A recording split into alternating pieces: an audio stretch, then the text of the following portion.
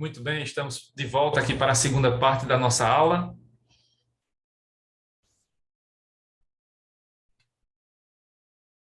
Terminei de falar lá sobre as formas de governo, monarquia, república. E aí eu pergunto a vocês, ficou alguma dúvida sobre este ponto até aqui?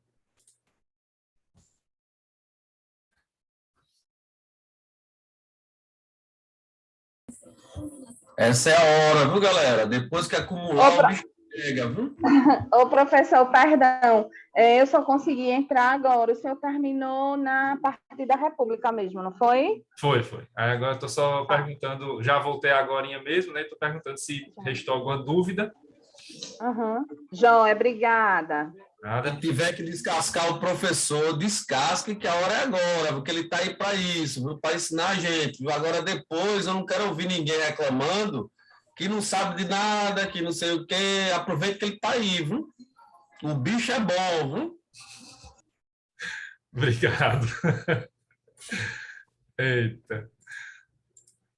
Pessoal, antes de seguir em frente aqui com o próximo ponto, lembra que eu falei na terça, né? Fiz aqui a divulgação do nosso evento, que vai acontecer segunda-feira. Deixa eu voltar a falar dele um pouquinho aqui, porque eu trouxe novidades. Não sei se vocês tiveram aula com o professor Ângelo e a professora Kaline de lá para cá, então deixa eu passar aqui as novidades, porque eu conversei com os dois professores, o professor de vocês de civil, né, que é o professor Ângelo, e a professora da teoria do Estado Democrático, que é a professora Kaline. E eles autorizaram a liberação de vocês na segunda-feira para assistirem a esse mini curso Revolução da Internet, tá?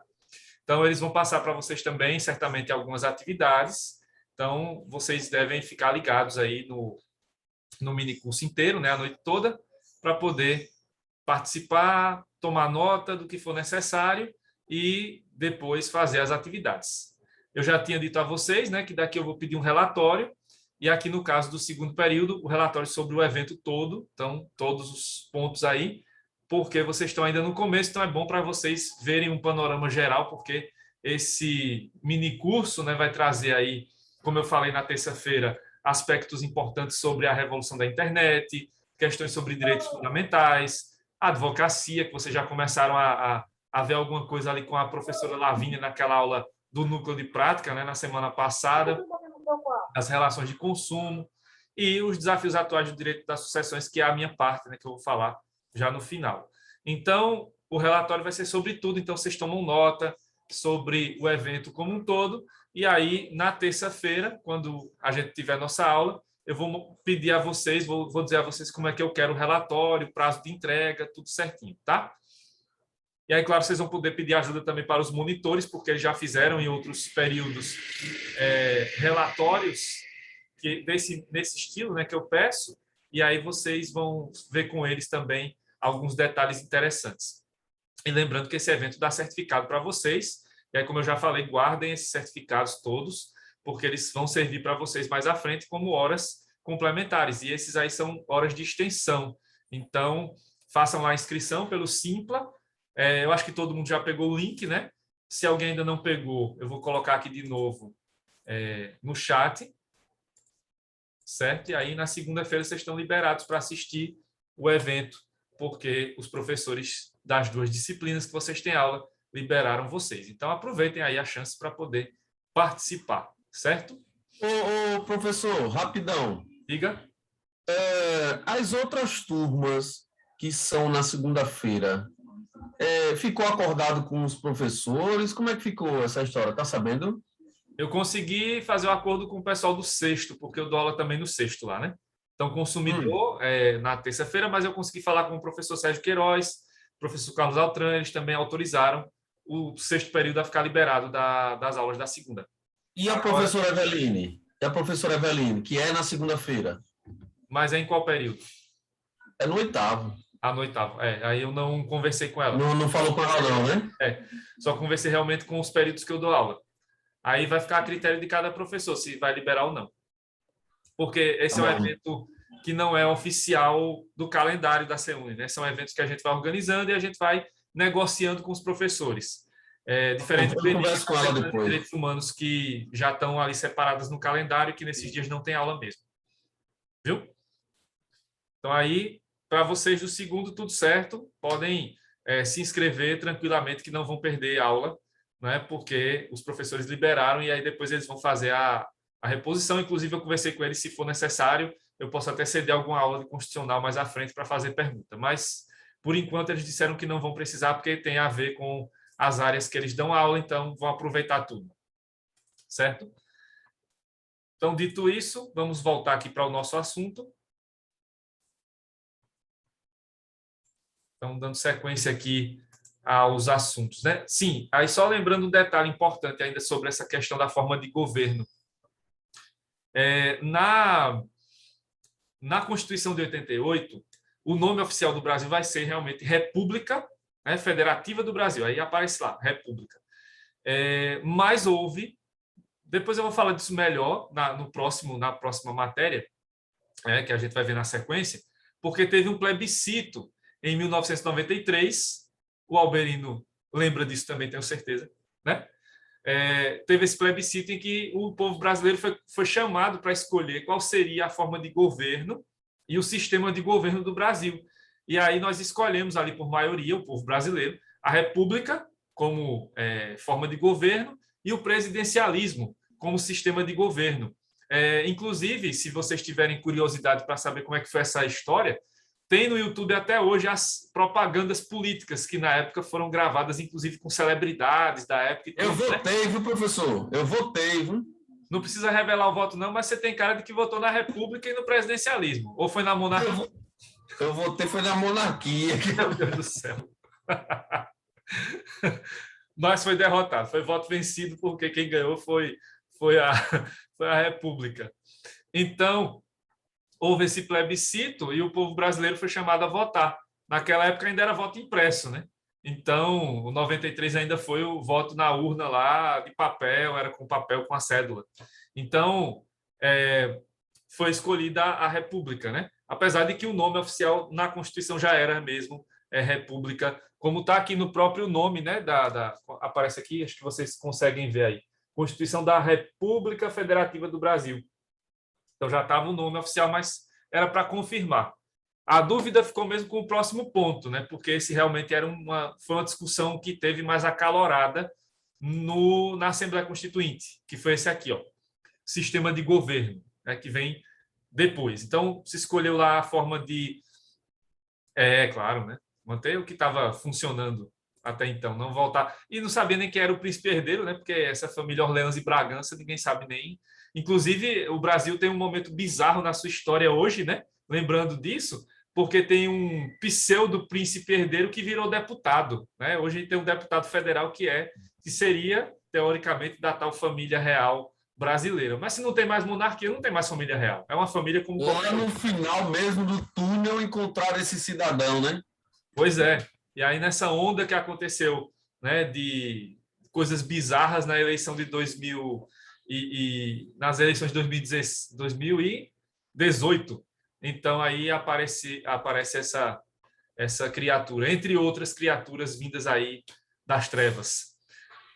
Bom, então, sistemas de governo, né, nós temos dois, certo? Dois sistemas padrão. Há algumas variações nisso, certo? E há algumas combinações, como eu vou falar para vocês agora, tá? Então, pode haver aqui algumas combinações entre formas, voltando aqui, formas e sistemas de governo, certo? Então, geralmente, forma e sistema de governo aparecem juntos, com algumas combinações. A única combinação que não é possível aqui é monarquia com presidencialismo, porque os dois exercem a mesma função, chefe do executivo, né? Então, não pode ter um rei e um presidente no mesmo país. Mas vai poder ter um rei e um primeiro-ministro, né? E vai poder existir um presidente e um primeiro-ministro. E pode existir o presidente da República, né? República, presidencialismo só, certo? Então, vamos falar um pouquinho disso agora, né? Para vocês terem essa noção, porque o presidencialismo é um sistema que está muito próximo da gente, é o nosso, o parlamentarismo é mais distante, e aí tem algumas regras um pouco diferentes que a gente não está acostumado a lidar com isso, né? Então, no presidencialismo, nesse sistema de governo presidencialista, o presidente exerce as funções de chefe de Estado e chefe de governo. Então, tudo se centraliza na figura do presidente aqui, e o presidente vai ser tanto o chefe de Estado quanto o chefe de governo. E aí essas funções de chefe de Estado e chefe de governo, elas são distintas, mas nesse caso elas vão ser exercidas pela mesma pessoa, já que só tem uma pessoa que exerce esse cargo, que é o presidente. Então, o chefe de Estado, ele é um representante do país lá fora. Então, a nível internacional, é o chefe de Estado que representa o país. Então, quando tem lá alguma reunião na ONU, na Organização das Nações Unidas, ou quando tem aqui uma reunião no Mercosul, né, no Mercado Comum do Cone Sul, ou reuniões entre outros países, né, bilaterais, por exemplo, Brasil-China, Brasil-Estados Unidos, Brasil-Japão, é o presidente que vai lá representar o país. Então, ele é o nosso chefe de Estado. Isso numa visão ali externa, de direito internacional, né? Já em relação ao chefe de governo, essa é uma função exercida de forma interna, dentro do país. Dentro do país, o presidente é a autoridade máxima, né? Ele é a autoridade máxima tanto no que diz respeito à administração pública, ou seja, é o chefe supremo de todos os órgãos públicos, como em relação a não só civis, né, como também os militares. A autoridade máxima do país, também na perspectiva militar, é o presidente, né? Por isso que, quando essas pessoas lunáticas aí, que ainda bem são minoria, bem minoria mesmo, né, ficam defendendo intervenção militar constitucional, primeiro que isso não existe, porque a Constituição não vai prever intervenção militar em nenhum momento. É uma interpretação completamente equivocada do artigo 142 da Constituição. E segundo, que se há uma intervenção, aqui não tem outro nome para ser dado a não ser golpe, né? Então, quem defende intervenção militar defende golpe, é golpista, né? Não tem outro nome para ser definido. E não tem intervenção militar com o presidente no poder, porque o presidente já exerce essa função. Então, não precisa ele dar um golpe, um autogolpe para governar o país, se ele já está governando. Se ele está governando, ele não está fazendo mais do que a obrigação, né? E ele já exerce a função máxima sobre os militares, porque a autoridade máxima das Forças Armadas é o comandante em chefe, que é o presidente. Então, não tem essa história de intervenção militar com o presidente no poder, porque ele já é o presidente que comanda as Forças Armadas. Então, é uma coisa totalmente sem pé nem cabeça, fruto desse momento bizarro que o Brasil vive, vergonhoso da nossa história, né? Seremos lembrados como a geração da vergonha daqui a 50 ou 100 anos, a pior geração dos últimos tempos do Brasil, infelizmente. Então, no presidencialismo, o presidente exerce as funções de chefe de Estado, chefe de governo, e ele, então, exerce essa função sozinho, né? Claro que ele vai delegar funções, ele vai entregar para os ministros, né, competências, funções ali a ser exercidas. Ele tem outros assistentes, claro, tem toda a administração pública para funcionar ali de acordo com a vontade exercida pelo presidente. O presidente, ele é eleito, como a gente já sabe, né, ele é eleito periodicamente, a cada 4 anos, 5 anos, varia de país para país, e ele pode ser reeleito, logicamente, certo? E, teoricamente, numa democracia, você vai ter sempre a possibilidade de alternância de poder. De ter um presidente hoje e daqui a 4 anos ter outro, de outro partido, de outra coligação, enfim. Isso é possível, a chamada alternância de poder, né? Já em relação... sim, outro detalhe importante, né, que deve ser lembrado sempre, o presidente ele é eleito pela maioria da população. Em alguns países, como é no caso do Brasil, você pode ter eleição em 2 turnos, e aí, geralmente, o presidente é eleito em turno único ou primeiro turno, quando ele tem mais da metade dos votos válidos. E aí, conta-se votos válidos como os votos dados num candidato, qualquer candidato. E aí não se conta, nos votos válidos, votos brancos e nulos. E aí já vale a ressalva, porque isso circula volta e meia nos grupos de WhatsApp. Se tiver mais do que 50% de votos brancos e nulos, a eleição vai ser anulada. Não tem nada a ver. O voto branco e nulo, ele sequer é contado, ele não existe. Então, quem vota branco, vota nulo, não é como se não tivesse votado. Então, se uma pessoa, né, mesmo que o Brasil todo combinasse de não votar em ninguém, mas chegasse lá alguém e votasse um voto só, esse voto seria o que seria responsável pela eleição do presidente. Então, só poderia haver uma nova eleição se ninguém fosse lá votar. 0 votos. Mas sempre vai ter alguém que vai votar, lógico, né? Sempre tem alguém com interesses pessoais, sempre tem alguém que ainda acredita na democracia, então sempre vai ter eleitores votando. né? Então, essa história de que não vai ter eleição se tiver maioria de votos brancos e nulos, isso não existe, né? Isso é só coisa de invenção de grupo de WhatsApp para, né, difundir mentiras, como tem acontecido nos últimos anos aqui. Não só aqui, mas no mundo, né, mundo afora. Então, o presidente ele é eleito pela maioria, né, mais da metade dos votos válidos. Se ele não chega a essa mais de 50% dos votos, aí tem o segundo turno e aí o mais votado é que vai levar a eleição. E quando ele está exercendo o mandato, ele pode ter momentos em que ele tem alta popularidade ou popularidade baixa. E isso não vai interferir no seu mandato. O presidente não vai ser mandado embora porque tem popularidade baixa, né? O grande exemplo disso foi o Michel Temer, o último presidente que a gente teve, né? O anterior a esse atual. Chegou a ter 3% de popularidade, de aprovação. Ele estava na margem de erro da pesquisa. Podia de 0 a 3, ou seja, ele não tinha nem a aprovação mais. Ele estava zerado. Mas ele terminou o mandato, né? Ele conseguiu terminar o mandato, porque ele, né, não depende dessa maioria ocasional de pesquisas e tal para se manter no poder. E nem precisa ganhar todas as votações. O presidente pode ganhar e perder votações, como o atual está perdendo aí, né, várias votações nos últimos tempos. Bem lembrado, Eduardo, o Michel Temer é especialista em direito constitucional, né? Mas foi responsável aí por episódios tristes, recentes, em que a Constituição, né, claramente foi ali desobedecida, mas enfim. Então, o Michel Temer foi um exemplo de que o presidente não precisa de ter sempre mais da metade da popularidade para estar no poder. O atual é outro exemplo, né? Saiu outra pesquisa hoje, 64% de reprovação, mas ainda tem 30% que o aprovam. Impressionante que ainda existe 30% da população a favor dele. Mas, enfim, ele não tem hoje nem a metade não tem maioria mais de aprovação. Mas, mesmo assim, ele está lá sendo presidente. Ele não vai sair do poder só porque perdeu maioria de apoio do povo, de aprovação popular, né? Isso não interfere. O que é diferente no parlamentarismo, que é outro sistema, certo?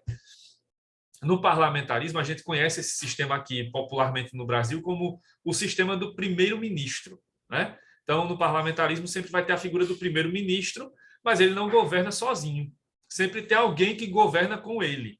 Então, aqui você pode ter a combinação monarquia com parlamentarismo ou república com parlamentarismo, que seria presidencialismo e parlamentarismo juntos. Pode acontecer. Isso é muito comum lá na Europa, certo? Na Europa, você pode observar que podem existir países que são monarquias parlamentaristas. A mais famosa é a Inglaterra, né? Então, tem lá a Rainha Elizabeth e tem acho que é Boris Johnson, o nome dele, se eu não me engano, se eu não errei aqui. Boris Johnson é o atual primeiro-ministro inglês, britânico. Então, lá é uma monarquia parlamentarista. Tem a rainha e tem o primeiro-ministro. Você também vai ver isso com a Espanha. Tem lá o rei espanhol e tem o primeiro-ministro. Na Holanda, a mesma coisa. Na Dinamarca e assim por diante. Agora, existem países também que têm ali o presidente e o primeiro-ministro, que é o caso, por exemplo, de Portugal. Portugal é uma república parlamentarista, né? Então, tem o presidente de Portugal e tem o primeiro-ministro de Portugal. A França tem esse mesmo modelo. O Emmanuel Macron é o presidente e tem lá o primeiro-ministro francês. Na Itália, vai ter lá o presidente e vai ter o primeiro-ministro. E assim por diante. Em outros países europeus vai acontecer isso. A grande maioria dos países europeus adota modelo parlamentarista com essas variações. Ou é uma monarquia com o primeiro-ministro, ou é um modelo que tem o presidente com o primeiro-ministro, que é a chamada república parlamentarista. Aí, nesse modelo parlamentarista, você tem duas pessoas governando e cada uma delas exerce uma função específica. O rei ou o presidente é o chefe de Estado, ou seja, o representante do país lá fora, a nível internacional. E o primeiro-ministro é chefe de governo, ou seja, ele é a maior autoridade governamental dentro do país. É ele quem governa, é ele quem comanda a administração pública, seja a administração civil, seja a administração militar. Claro que a gente nem sempre vai ver isso acontecendo na prática, porque muitas vezes o rei ou o presidente abre mão de ir para os eventos e deixa que o primeiro-ministro vá. Então, é raro você ver, por exemplo, a Rainha Elizabeth indo para uma reunião da ONU. Quem vai geralmente é o primeiro-ministro, o Boris Johnson. né? Dificilmente você vai ver o presidente da Itália, por exemplo, participando dos eventos. Quem vem geralmente é o primeiro-ministro para os eventos internacionais. Isso pode acontecer também. Mas, em tese, né, o representante a nível internacional acaba sendo o rei ou presidente, e o primeiro-ministro é o chefe de governo. Aí muita gente acaba pensando, mas o rei, o presidente do parlamentarismo é uma figura decorativa. Não serve para muita coisa, serve porque cada país define quais são as funções. Por exemplo, o rei pode convocar novas eleições, o presidente, né, nesse modelo, quando há a queda do primeiro-ministro. Algumas vezes, algum tipo de lei vai precisar da sanção do presidente ainda ou do rei. Tem alguns projetos de lei que só podem ser enviados por essa pessoa, né, o rei ou o presidente. Então, cada país vai adotando essas regras.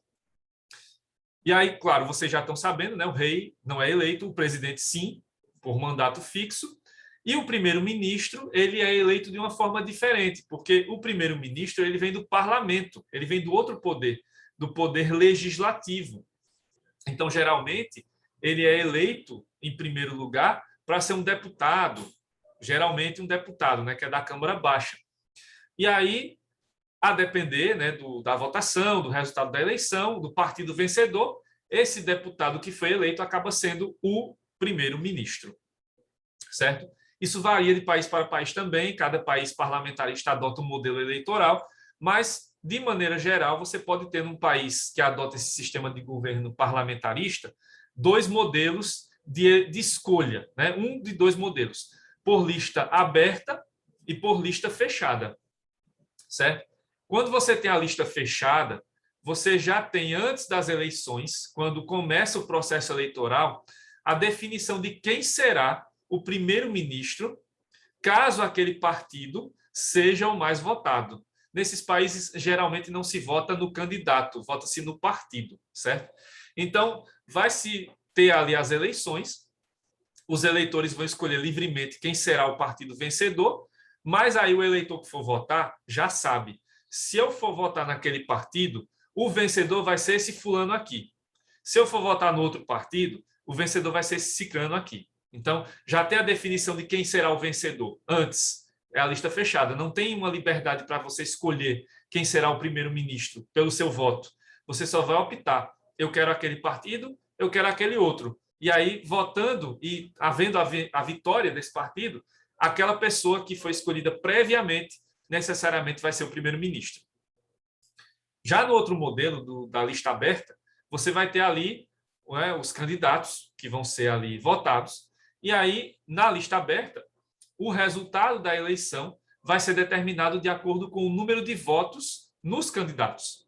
E aí, o candidato que for o mais votado do partido vencedor das eleições é que vai ser o primeiro-ministro. E aí pode ser qualquer um deles, porque a definição de quem será o primeiro-ministro vai ser feita de forma mais direta pelo eleitor, porque é o eleitor que vai votar, que vai escolher, e no final da apuração vai se ver lá qual foi o partido vencedor, foi esse aqui.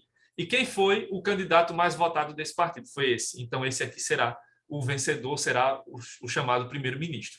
Aí, claro, nesse modelo tem sempre um acordo entre os políticos para que o partido mais votado indique o primeiro-ministro. E aí, a depender do modelo, se é lista fechada ou lista aberta, a indicação vai ser feita já previamente ou de acordo com o resultado da eleição, respeitando-se o candidato mais votado. Muito bem. Então, aí vai ser escolhido o primeiro-ministro. E cabe a ele, então, governar o país, né? A função de chefe de governo. E vai caber a ele, então, se submeter a votações periódicas lá no Congresso, né? No parlamento. E aí tem uma diferença básica entre o presidente e o primeiro-ministro. É que o primeiro-ministro, diferentemente do presidente, ele precisa sempre ganhar as votações no Congresso. Ele nunca pode perder, porque cada voto, cada vitória que ele ganha, né, que ele consegue obter no Congresso, no Parlamento, ele recebe o chamado voto de confiança.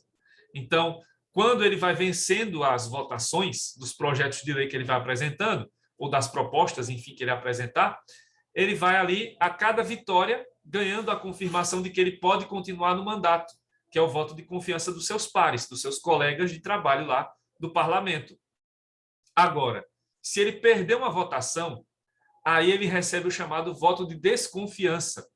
E quando ocorre o voto de desconfiança, isso significa que o primeiro-ministro perdeu a maioria no parlamento. E o que deve acontecer? Aí ele deve renunciar ao cargo e convocar novas eleições. Imagina isso num país cheio de instabilidades econômicas e até mesmo políticas. Isso vira uma tragédia, né? Tá certo. Espero que dê tudo certo aí em relação ao ocorrido, Alberino. Então, quando acontece um momento de instabilidade, o parlamentarismo sofre mais do que o presidencialismo, porque o presidente pode ficar lá como o Temer, com 0% de aprovação na margem de erro, que não acontece nada. Mas aqui o primeiro-ministro, se perder uma votação, tem que renunciar e convocar novas eleições. E aí o que vai acontecer?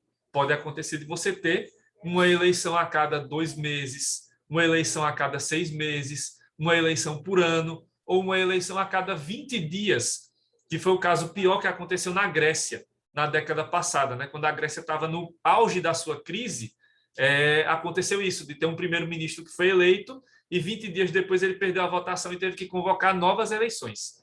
Então, imagina o transtorno, um país sem governo e convocando a população para votar a cada período, né, de dias ou de meses. Isso aumenta ainda mais a crise.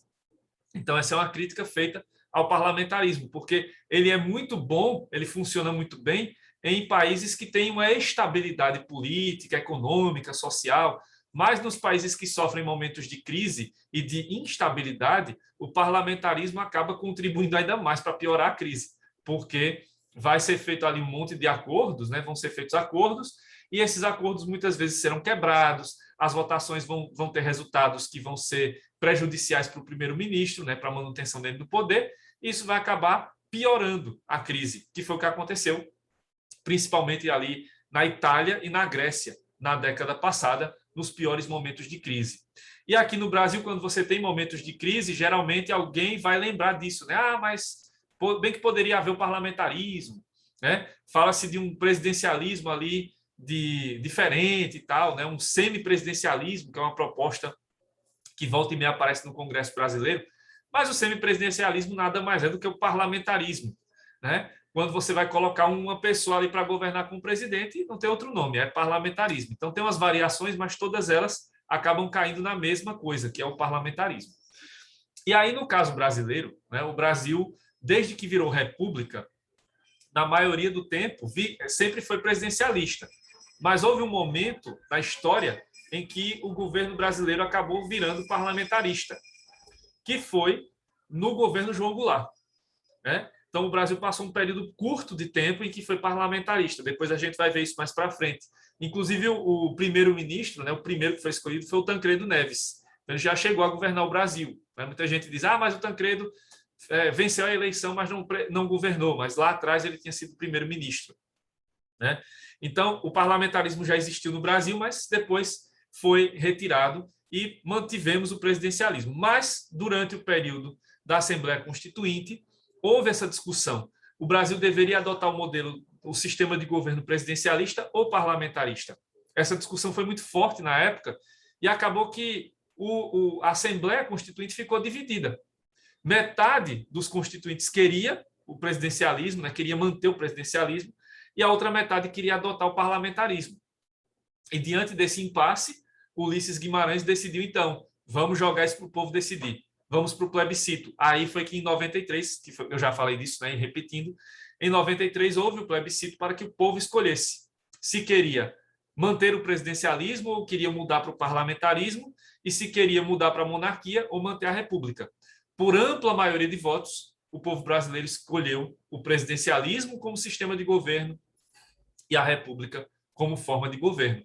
Só que no nome oficial do Brasil não aparece, né? República Federativa Presidencialista.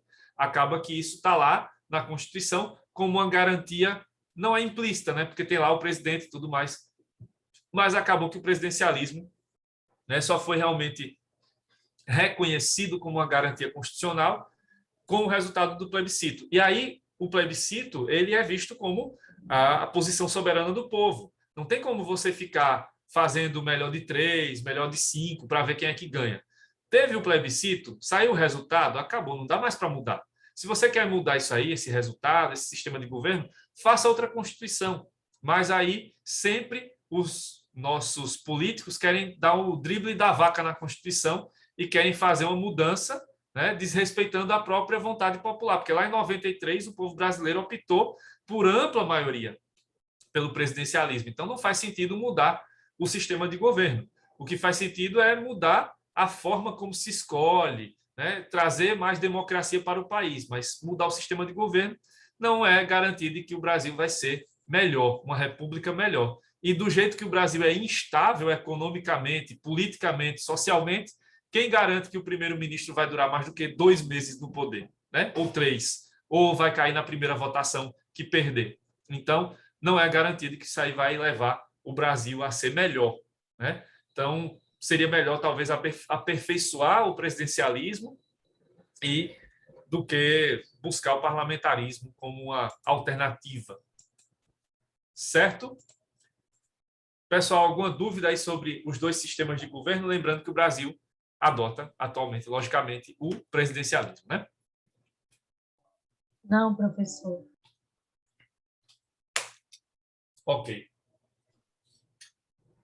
Então, seguindo aqui nas matérias constitucionais, outra matéria, né, a quarta, é o modo de aquisição e exercício do poder. Então, essa matéria constitucional está sempre prevista nas constituições. De que maneira as pessoas vão poder chegar ao poder, né? De que maneira elas adquirem o poder, e uma vez que adquiriram esse poder, como elas vão exercer o poder.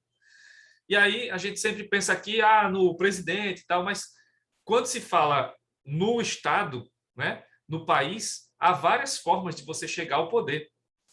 Então você tem aí, por exemplo, o presidente da República, o poder executivo, o poder legislativo, você tem ali a forma de aquisição do poder por meio das eleições. Então, como é que uma pessoa chega ao poder nesses poderes? No executivo e no legislativo, por meio das eleições. Então, aqueles que recebem votação suficiente para chegar ao poder vão chegar lá. Já no caso do Poder Judiciário, não é assim.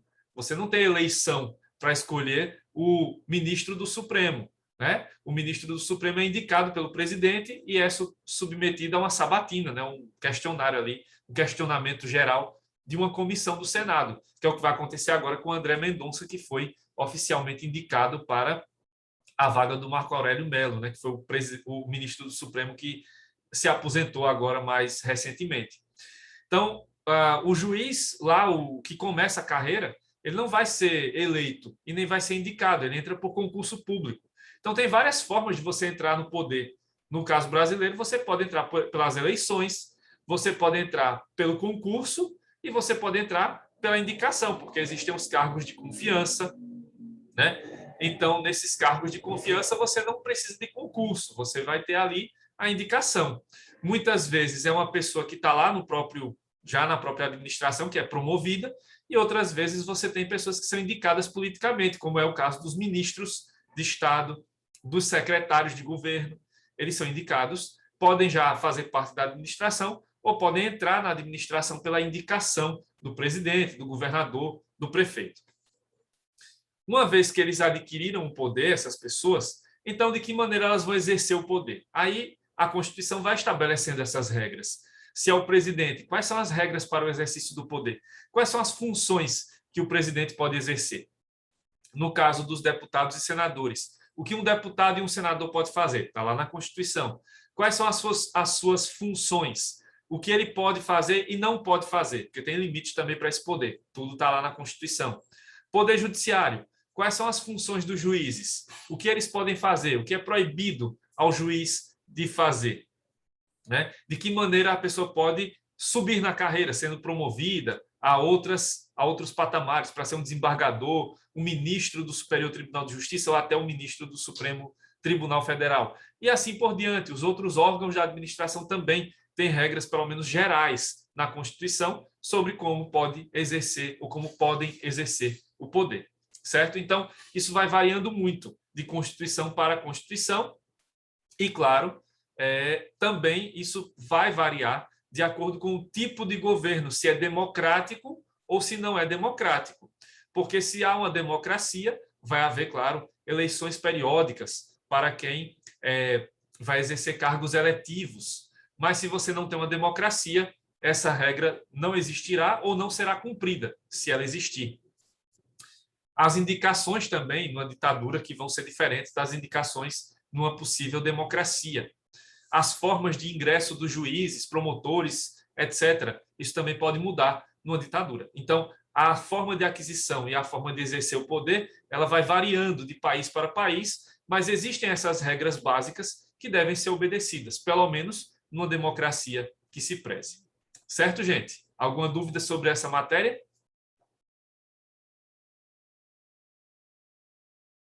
Não, professor. Tranquilo. Tá certo. Ok. A quinta matéria constitucional, essa que a gente está vendo aí, que até já deu uma mudada na cor, né? Está em verde. São os limites de atuação e responsabilidade de seus governantes. Bom, essa matéria, ela é típica de uma democracia, certo? Porque nos países democráticos vai haver mesmo regras que vão estabelecer os limites de atuação de quem está exercendo o poder e as regras sobre responsabilidade dos governantes. Porque se há um governo limitado, esse governante é responsável pelo que ele faz. E aí que vão entrar, por exemplo, em caso de descumprimento dessas regras, os chamados crimes de responsabilidade, que podem levar, no caso, por exemplo, do presidente da República, ao seu impeachment, à sua retirada do poder, mediante um processo feito, né, pelo Congresso e que vai ter também ali o acompanhamento dentro de certos limites da Suprema Corte, do Supremo Tribunal Federal. Isso também pode acontecer com outros membros de poderes, mas a gente sempre foca na figura do presidente, porque no Brasil já passamos por 2 processos de impeachment, né, nos últimos anos, o do Collor e o da Dilma. Né? Não custa sonhar, pois é o sonho. Se bem que já está acabando o mandato e nada, né? E são mais de 120 pedidos de impeachment engavetados desse presidente atual. Então, aí, você tem essa questão, né, dos limites. Então, todo governante tem limites de exercício do seu poder, porque numa democracia é assim que funciona. Nenhum governante tem poderes ilimitados numa democracia. Os poderes são sempre limitados. E se o governante extrapola esses poderes, então ele pode sim cometer crimes de responsabilidade, né? Que é o que tem aparecido aí bastante do atual presidente, que já cometeu um verdadeiro rosário de crimes, tanto os crimes de responsabilidade como até já crimes comuns que já apareceram por aí, denúncias, né? Denúncias, mas nada foi confirmado ainda, nada foi levado realmente adiante. E nem os processos de impeachment, como a gente pensava. E isso realmente só existe, essa tentativa, né, de se levar adiante essas investigações e tal, numa democracia, porque numa ditadura isso não vai acontecer. O governante não terá limites, né? E por não ter limites, ele não é responsável pelos seus atos, ele é irresponsável, ou seja, ele pode fazer o que ele quiser e bem entender que não vai acontecer nada com ele, né? Então, essa regra aí, essa matéria, ela é comum às constituições democráticas. Nas ditaduras, ela nem existe, ou se existir, nem será obedecida. Certo? Falta menos de 1 minuto aqui para terminar. A gente se vê, então, na segunda-feira lá no minicurso. Bom final de semana para vocês. Na terça, a gente continua a nossa aula aqui. Tchau, gente. Boa noite. Tchau, professor. Boa noite. Boa noite.